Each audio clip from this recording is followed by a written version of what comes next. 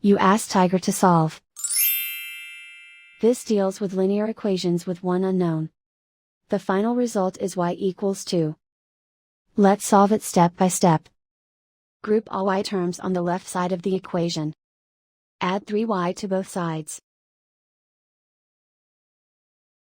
Simplify the arithmetic. Group like terms.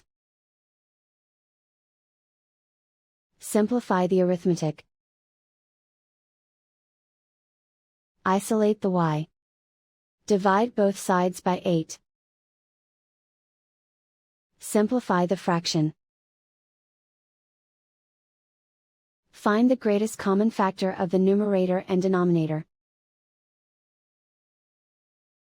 Factor out and cancel the greatest common factor. And so the final result is y equals 2.